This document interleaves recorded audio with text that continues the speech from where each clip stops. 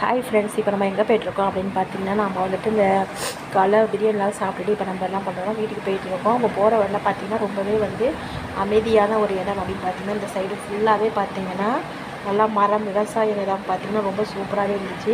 சரி, அந்த வியூவை பார்க்கறதுக்காகவே நாங்கள் என்ன பண்ணோம் அப்படின்னு சொல்லிட்டு அந்த சைடாக சுற்றிக்கிட்டு வந்தோம். சுற்றிட்டு வந்து பார்த்திங்கன்னா இந்த சைடில் உள்ளது எல்லாமே நாங்கள் பார்த்துக்கிட்டே வந்தோம். எனக்கு ரொம்ப பிடிச்சிருந்துச்சு.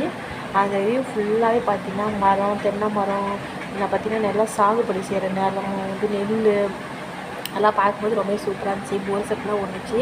அதெல்லாம் பார்க்கணுமே அப்படின்னு சொல்லிட்டு அப்படியே ஒரு லைன் அப்படியே சுற்றி வரும்னு சொல்லிட்டு வளைச்சிட்டு வந்தோம். அங்கே பாருங்க, நல்லா சூப்பராக வேறு லெவலில் இருந்துச்சு. நாங்கள் அதெல்லாம் பார்த்துட்டே தான் வந்தேன்.